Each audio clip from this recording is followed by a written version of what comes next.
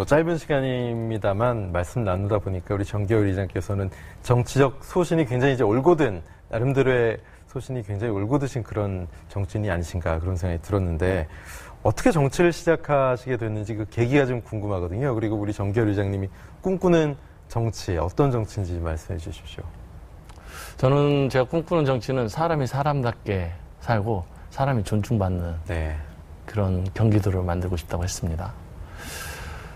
그러니까 우리가 보면 사람을 평가를 하잖아요. 그 사람이 입고 있는 옷, 네. 그 사람이 가지고 있는 사회적 지위, 예. 그 사람이 가지고 있는 권력, 그 사람이 가지고 있는 부, 그 다음에 그 사람이 가지고 있는 경제적 위치나 여러 가지 지식, 뭐 이런 거, 학력, 뭐 그 사람의 혈연, 뭐 이런 것이 있지 않습니까? 네. 사실 거기에 대한 평가를 많이 하고 있습니다. 근데 정치하면서 가장 좋은 건 뭐냐면 그런 다양한 사람들이지만 정치인에게는 이 모든 사람이 다 똑같다는 겁니다. 그 예. 이유가 뭔지 아세요? 한 표씩이라서요? 저는 그렇게 모든 사람들이 존중받는 그런 시대를 만들고 싶습니다. 네. 제가 거기서 정치를 직접적으로 해야겠다고 마음을 먹은 것은 아까 제가 민원에 대해서 간단하게 네. 말씀을 드렸잖아요. 제가 사실 집을 뺏기게 됐었어요. 아, 예. 네. 정말 있을 수 없는 일이 저에게 생긴 겁니다. 네. 제가 비록 위법을 했긴 했습니다. 하지만 당시 그것이 위법인 줄은 저는 몰랐어요. 회사 측에서 임대 계약을 하는 과정에 명의를 세대주로 계약을 해야 되는 걸 저는 몰랐기 때문에 네. 안사람 이름으로 계약을 했던 거죠. 예. 회사에서도 아무 문제 없이 그걸 다 받아줬습니다. 하지만 분양하는 과정에 임대 아파트를 분양하는 과정에 제가 좀 소란스럽고 또 과격하게 또 해서 그런지 귀찮게 해서 그런지 임대 계약 위반으로 해가지고 집을 다시 반환하라고 저에게 통지서가 왔습니다. 네. 사실 저희가 생각하지도 못했던 일이 생긴 거죠. 진짜 날벼락이네요. 날벼락이에요. 예. 처자씨 그 하루아침에 그 많은 돈을 다 잃게 됐던 겁니다. 네. 그리고 재산도 잃게 되는 거죠. 이거를 풀려고 사실 여기저기 많이 다녔어요.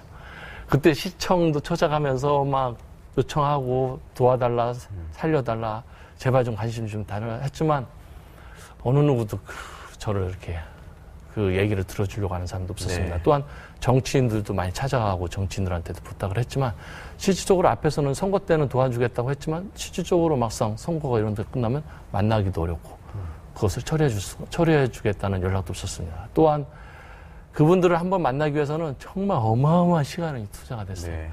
3시간, 4시간, 한 며칠씩을 며칠을 갔다가 5분, 10분도 못 만나고 가장 모욕적인 말은 제가 3시간인가 4시간을 기다렸는데 담당자가 오더니 저에게 한 얘기가 아직도 안 갔냐고 그 얘기를 했습니다.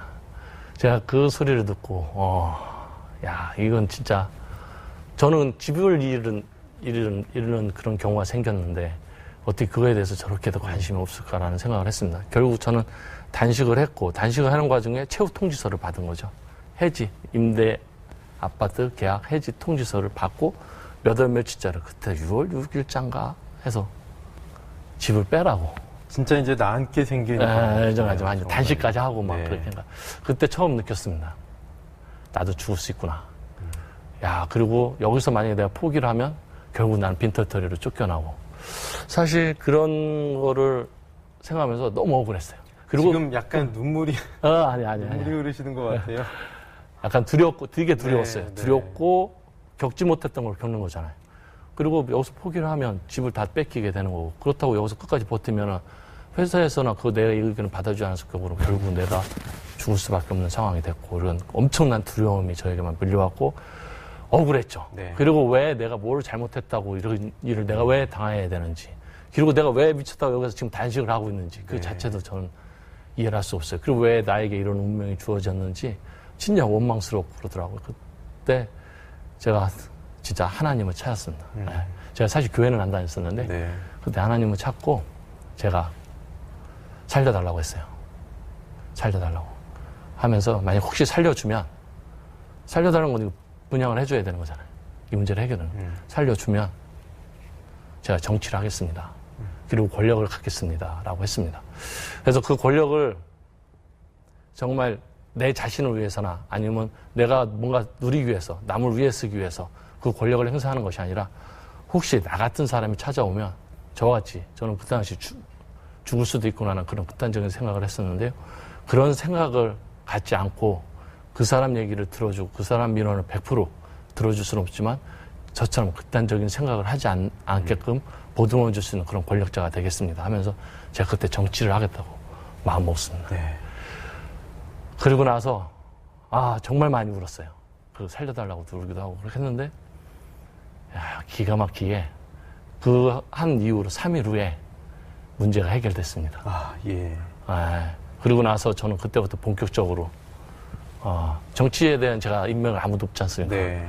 그냥 말 그대로 회사원이었던 제가 정치 시의원 하나 알고 있지 못한 상황이었는데요.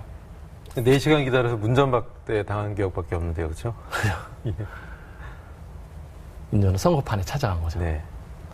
선거판에 찾아가서 선거를 무작정 그냥 도와준 거예요. 그냥 뭐 이유가 없어요. 저는 그냥 그 사람을 도와줘서 인맥을 맺기 위해서 최선을 다한 거죠.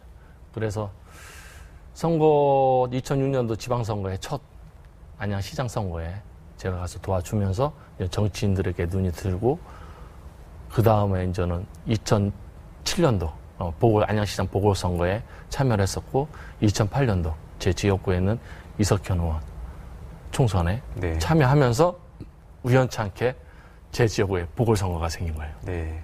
그래서 그 보궐선거가 생김으로써 기존의 선배들이 출마하고자 했던 사람들이 많이 있었는데 이상하게 한 명도 출마를 안 하는 거예요. 아무도. 예. 그러더니 그게 결국 저한테 출마할 의향이 있냐는 제안이 왔습니다. 저는 그 당시 제가 정치하는 목적이 뚜렷했었기 때문에 운명처럼 어떻게 찾아든 기회였네요. 그렇죠. 예. 저는 출마하겠다고 했습니다. 그래서 출마를 했죠. 그리고 아주 멋지게 당선이 됐습니다. 네. 그래서 오늘의 지금 제가 이 자리에 와 있고 또 제가 경기도의 최고의 의장 자리까지 올라왔습니다. 저는 의장이 되고자 했던 목적도 바로 그 목적이었습니다. 그래서 진정민원과 자유 게시판을 의장이 되면서 가장 먼저 열람을 하려고 한 이유도 예. 바로 그 이유였습니다.